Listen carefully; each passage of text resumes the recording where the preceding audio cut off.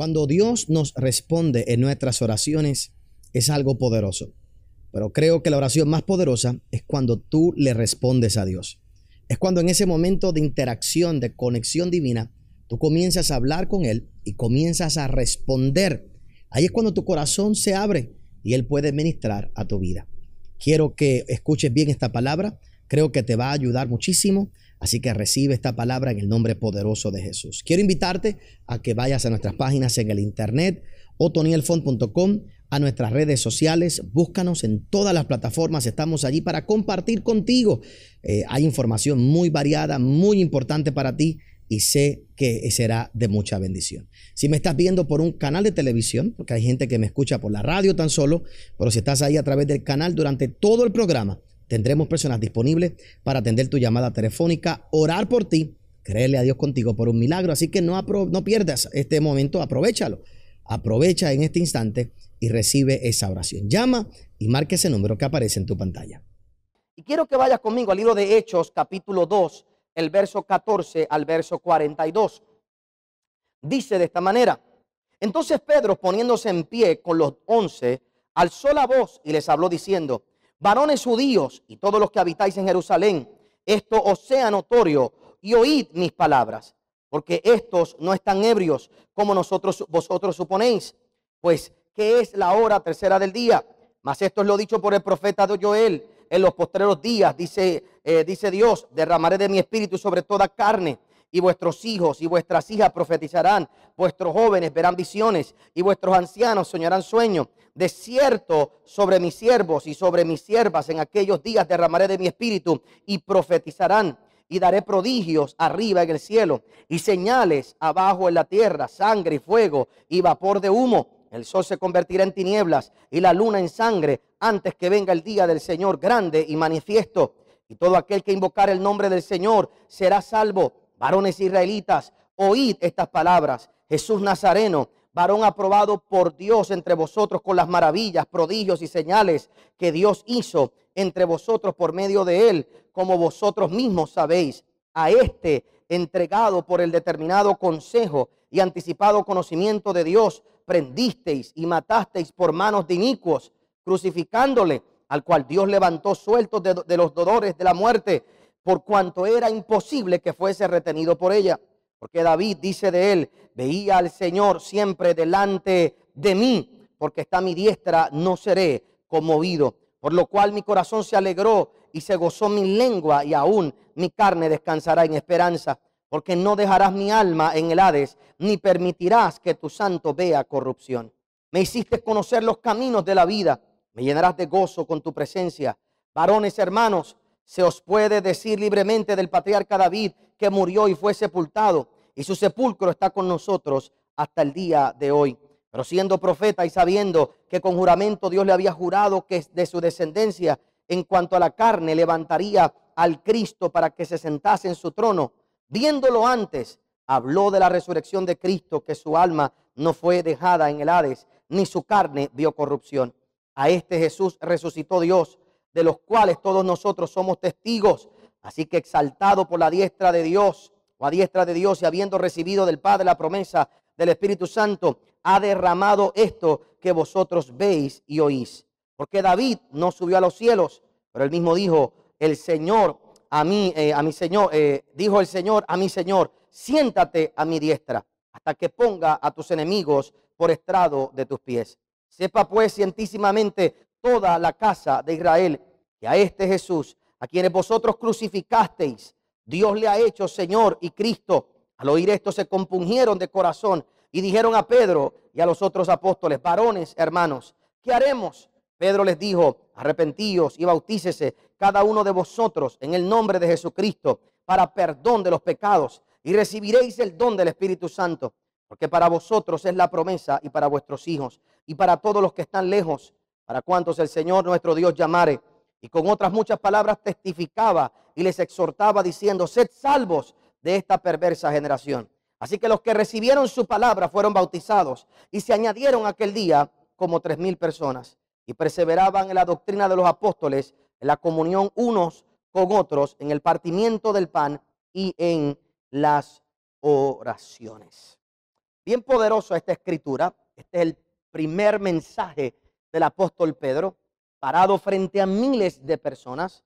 Y allí comienza a hablar con una autoridad sumamente poderosa. Y comienza a describir ese Cristo redentivo que cumplió su promesa.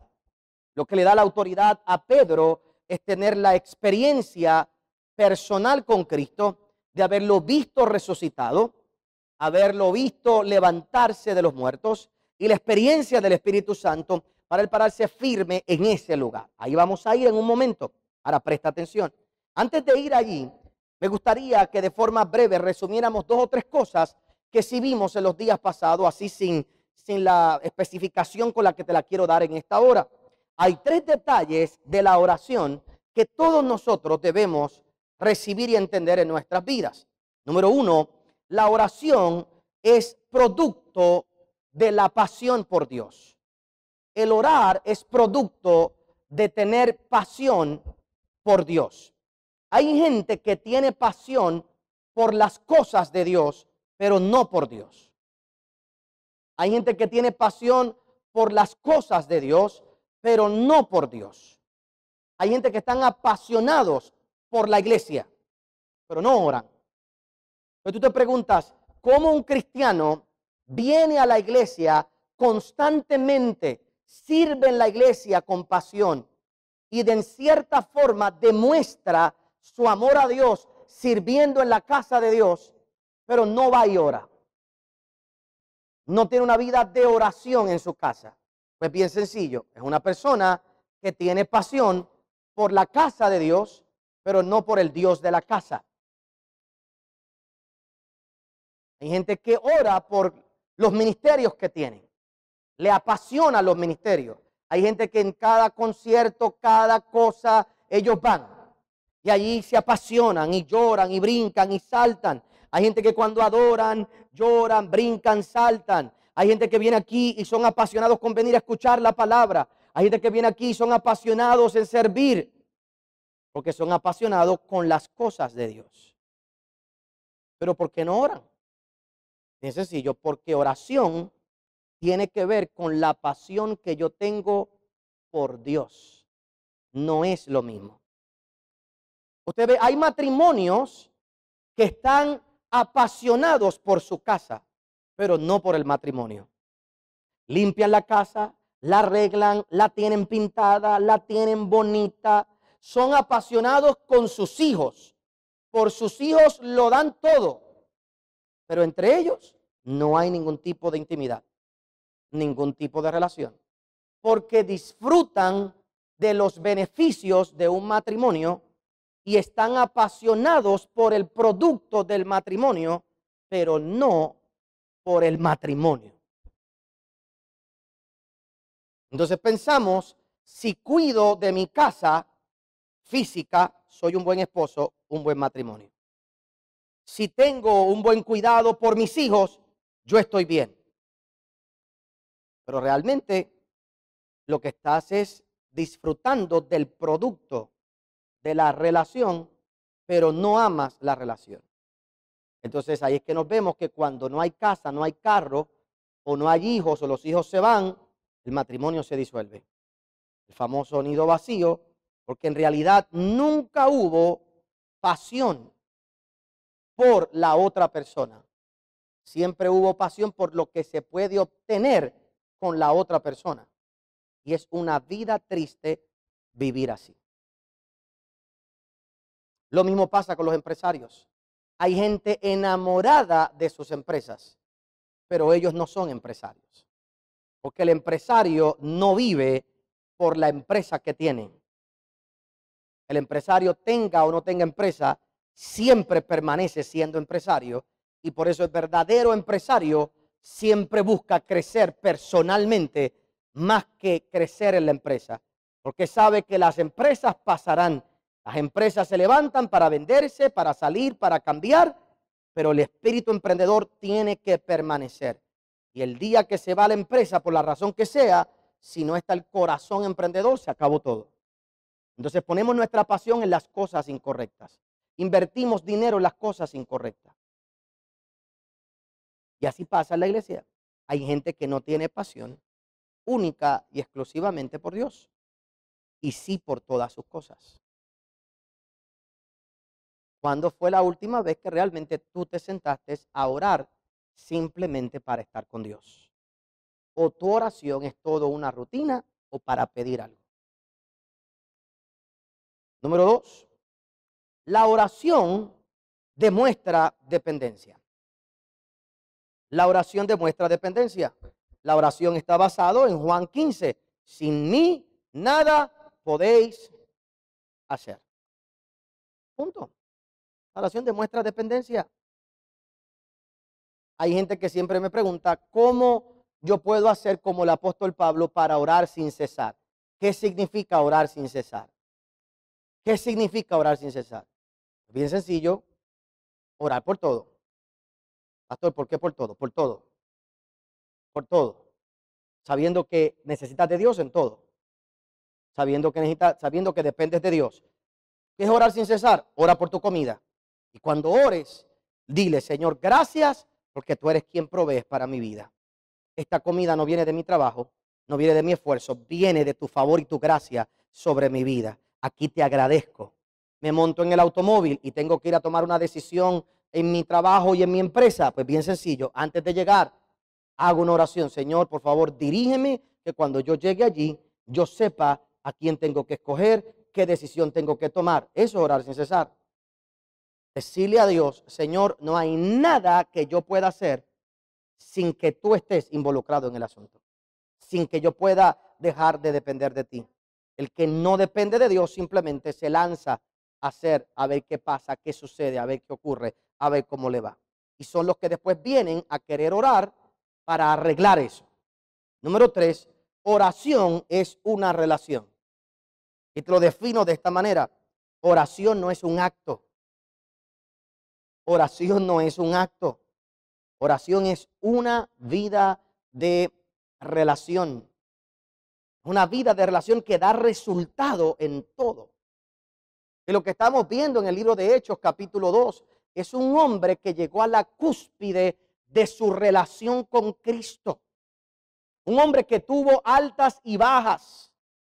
El apóstol Pedro fue un hombre que tú y yo podemos compararnos con él, porque su caminar con Cristo fue uno muy de altas y bajas, altas y bajas, altas y bajas, altas y bajas, altas y bajas. Comienza él su ministerio con una pérdida económica. Y lo primero que Jesús hace, le llena las barcas. Le dice, sígueme, deja las barcas. De ahí lo vemos subir, bajar, lo vemos tener grandes revelaciones, lo vemos tener grandes momentos, lo vemos tener momentos de inspiración y lo vemos tener momentos emocionales donde saca la espada, donde después eventualmente niega a Cristo. Lo vemos volver a las barcas y deprimirse y encerrarse y entristecerse. Lo vemos en sus altas y en sus bajas, en sus altas y en sus bajas. Un hombre, pero como tenía relación, como caminaba con el Señor, como tenía relación. Fueron 3 años y medio de relación con el Señor que culminó en un tiempo de oración.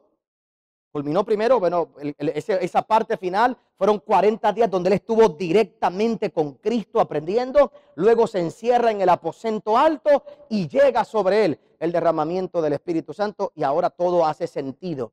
Ahora él se da cuenta de todo lo que Jesús hizo por él en su vida, cómo lo levantó. Y ese es el poder de la oración de un hombre que ha aprendido a que solo puede vivir si depende de Dios, a que solo puede vivir si tiene una relación con Él y a que solo puede alcanzar todas las cosas posibles si tiene pasión por el Dios que le dio el ministerio. Esto es sumamente importante. Cuando nosotros vemos Hechos capítulo 2, oiga bien, ahora es que nos vamos a meter en el asunto.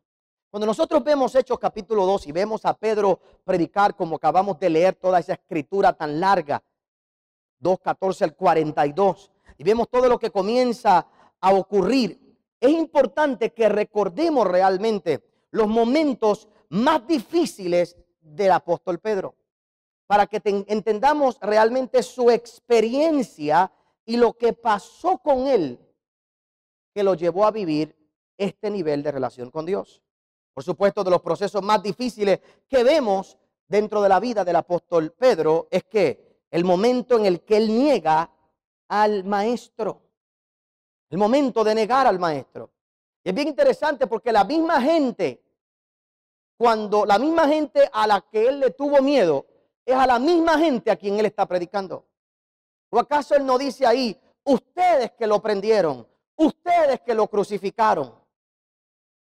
A esa misma gente fue la que él le tuvo temor semanas atrás, que cuando le preguntaron, ¿no eres tú uno de ellos? No, yo no sé, yo no lo conozco, ese no soy yo. A esa misma gente, él ahora tiene la capacidad de ir y predicarle, de ir y hablarle con una autoridad. Y no tan solo de hablarle con autoridad el mensaje de perdón, de arrepiéntete, acusarlos. Siga conmigo porque te voy a llevar un punto poderoso. Acusarlo. Ustedes lo mataron, ustedes lo prendieron y ustedes vieron las cosas que él hizo y no lo aceptaron y lo crucificaron. Y comienza a hablar con esa autoridad en ese momento. Es un contraste sumamente interesante ver cómo ese hombre cambia de un lado a otro. Y ahora de temor comienza a tener esa autoridad en su vida para cambiar no tan solo su vida, sino atreverse a predicar a aquel que lo había cambiado y que lo había transformado. Es maravilloso. Es maravilloso ver a este hombre allí, transformado y hablar de esa manera. Pastor, ¿qué usted quiere decir con todo esto? Oiga bien.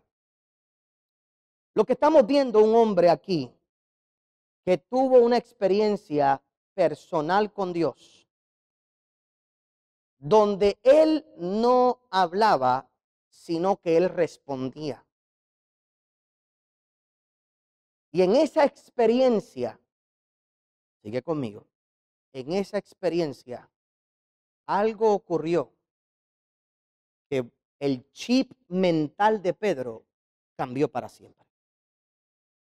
¿A qué usted se refiere?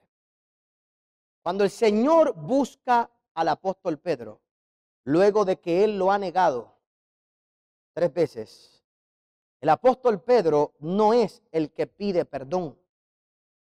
El apóstol Pedro responde a lo que Jesús le está preguntando. Pedro, ¿me amas? Sí, Señor. Tú sabes que te amo. ¿Quién es el que inicia la conversación? ¿Quién es el que inicia la búsqueda? Jesús. Demostrando que el que busca es el que quiere relación. ¿Quién es el que responde? No responde Jesús, responde Pedro. Las oraciones más poderosas no es cuando Dios te responde, es cuando tú respondes. Es cuando Dios comienza a tratar contigo en esa parte íntima de tu vida, y es cuando entonces se puede borrar todo aquello que te puede detener de hacer lo que desde un principio Él te envió a hacer. Porque lo peor que sentía Pedro era que le había fallado al maestro.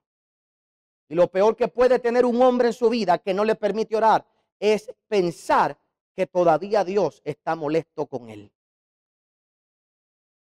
Y que su error lo ha llevado a desperdiciar y a perder todo lo que Dios tenía para su vida. Y eso es lo poderoso. Oiga bien, usted hoy tiene relación con el Señor por una sola cosa. Él lo buscó a usted primero. No hay tal cosa como que yo busqué a Dios. Dios siempre es el que ha estado buscando al hombre. Dios siempre es el que ha estado buscando. Y Él ha estado buscando a un montón de gente allá afuera. La diferencia entre tú y yo y la gente de allá afuera es bien sencillo. Que nosotros aceptamos el encuentro. El problema es que muchos de nosotros, cuando nos encontramos con Él, no hemos entendido qué es lo que debe pasar. Y mi tiempo de comunión con Dios, para que mi vida cambie, tiene que ser un momento donde Él sea el que hable a mi vida, para que cambie mi corazón, para que renueve. Si usted me pregunta a mí, ese fue el mejor tiempo de sanidad interior que cualquier persona le podía dar. Olvídate de consejero, olvídate de psicólogo, sentarse a los pies de Cristo y que Él te dijera: Pedro, apacienta, Pedro, me amas, Pedro, me amas, Pedro, me amas. En otras palabras, Pedro, a mí no me importa, Él no te va a preguntar por qué me negaste, no te voy a preguntar por qué me fallaste. Lo que quiero preguntarte, Pedro, es si tienes verdadero amor por mí y si el amor que desarrollaste por mí todavía no se ha perdido. Y si eso no se ha perdido, estamos bien.